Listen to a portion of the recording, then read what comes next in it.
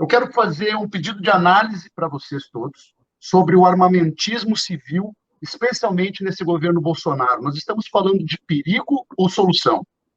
E o segundo tema que eu queria que vocês abordassem é quais são as principais alternativas que precisamos discutir para a área de segurança pública. E aqui a gente tem que falar, na minha concepção, de desmilitarização, carreira única, ciclo completo de policiamento. Nós temos que falar de reestruturação do Estado brasileiro enquanto agente de segurança pública.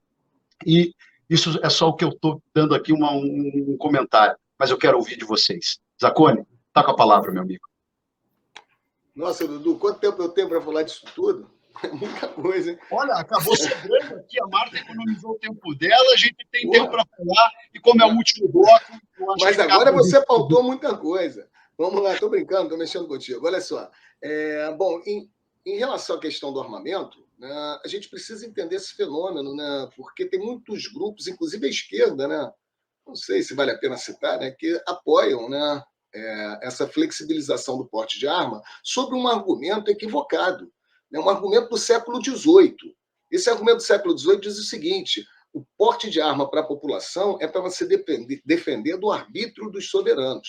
Isso aconteceu lá na Inglaterra no século XVIII, onde essa coisa foi construída. Só que quando chega nos Estados Unidos, né, o porte de arma constitucionalizado nos Estados Unidos tem por um fundamento completamente diferente. Sabe qual é o fundamento, né, do acesso ao porte de arma nos Estados Unidos? Defesa da propriedade. É disso que nós temos que falar. A flexibilização de armas que foi feita, está sendo feita no governo Bolsonaro, visa principalmente a defesa da propriedade rural, dos grandes latifúndios. São eles que vão ter acesso a comprar armas de grande calibre, em grande quantidade, né, formando verdadeiras milícias oficiais de defesa da propriedade rural.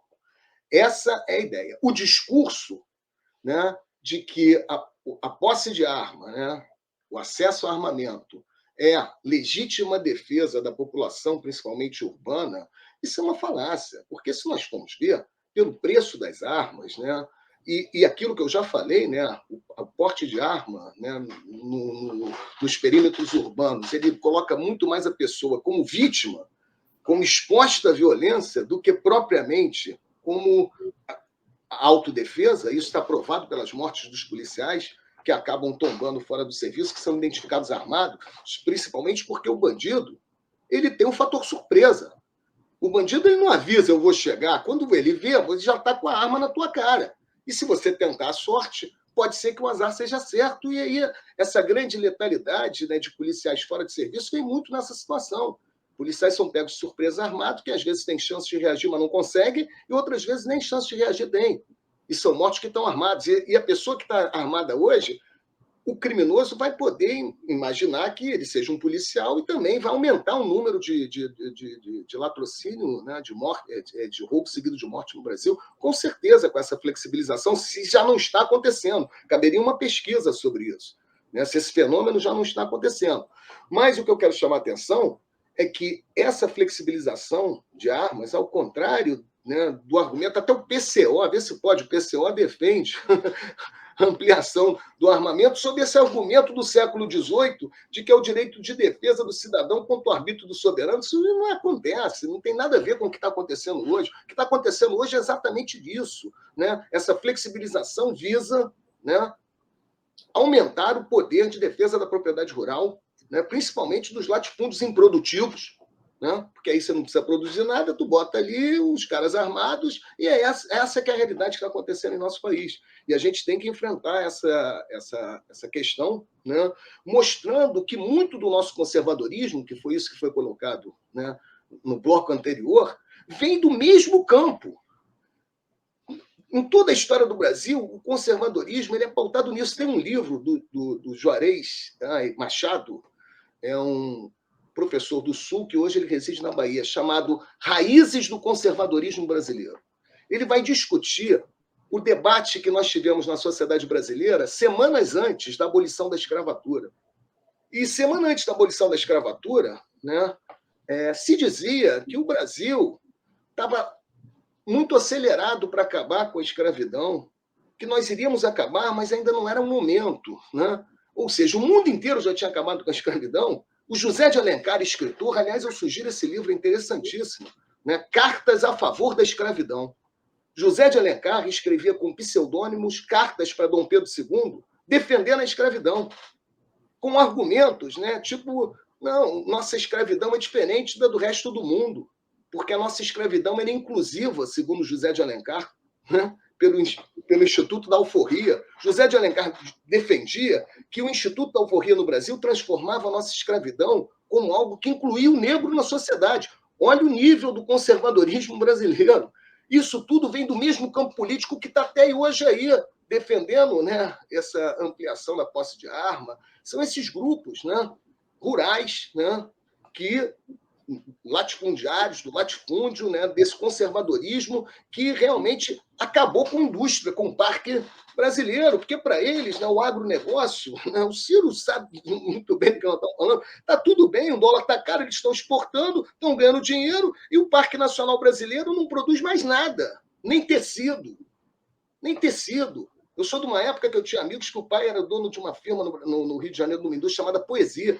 Exportávamos lycra nos anos 80 para a Europa. Lycra. Cadê o Parque Industrial de Tecidos Brasileiro? Sumiu, desapareceu. Ah, tem a China. Tem a China, mas olha, não é só isso. Temos uma política voltada para interesses de determinados grupos que continuam mandando em nosso país. Em relação à questão da reestruturação da segurança, Dudu, nós vamos precisar, eu ia precisar de mais tempo, mas você falou de tudo, olha, desmilitarização... Eu ia falar de 15 segundos agora, mas como eu sei que você sabe muito sobre esse tema, estou te dando 2 minutos a mais. Pode ir. Não, vamos fechar. Olha, desmilitarização, ciclo completo e carreira única. Primeira coisa que eu quero falar para quem não sabe o que é ciclo completo e carreira única. Ciclo completo é a possibilidade da polícia realizar todas as funções de polícia, coisa que hoje no Brasil não acontece. A polícia militar faz uma parte do serviço, a polícia civil faz a outra parte do serviço.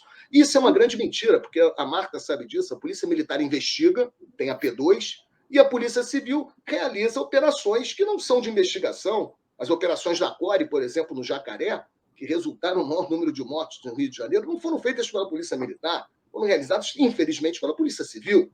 Isso não tem nada a ver com a investigação. Ou seja, isso não existe como um modelo em lugar nenhum do mundo. Isso é prejudicial à polícia. A polícia tem que fazer todas as atividades, policiamento, investigação, em setores separados, mas dentro da mesma polícia. Isso não significa unificar as polícias.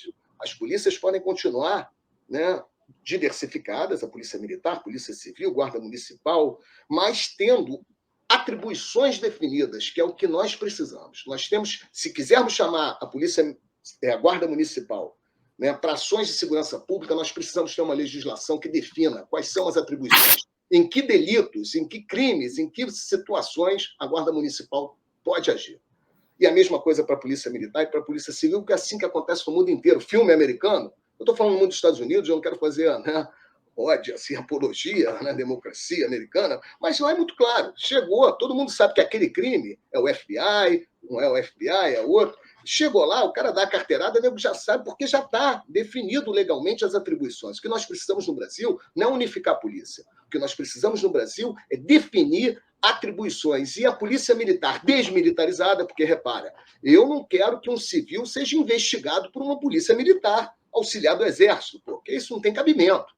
Nós só podemos falar em ciclo completo se desmilitarizarmos a polícia militar, né? Isso é fundamental. E a carreira única também é algo necessário. Ou seja, o policial que entra na base, tanto na polícia civil como na militar, ele tem que ter a oportunidade de ascender ao comando das polícias, coisa que hoje não acontece, porque você tem 2 entradas.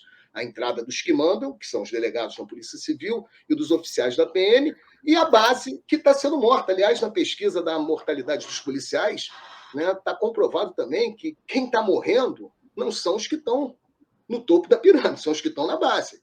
Né? A maioria dos policiais que morrem são negros, porque são eles que ocupam a condição de praça, soldado, investigador, né? Hoje menos na Polícia Civil. Né?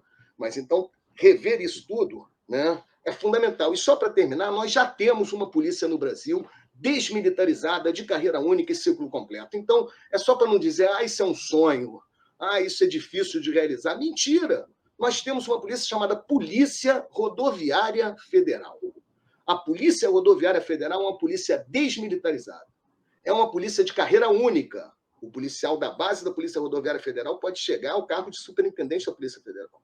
E é uma polícia que hoje pratica ciclo completo, porque em muitos municípios a Polícia Rodoviária Federal está autorizada a preencher o termo circunstanciado na estrada dos acidentes de trânsito e enviar diretamente ao juizado especial criminal. Então, nós estamos falando de uma coisa, Dudu, Ciro, Marta, que não estamos falando de uma coisa que é difícil de se chegar, até porque já existe um caso concreto e bem sucedido, porque ainda vou deixar essa questão aqui.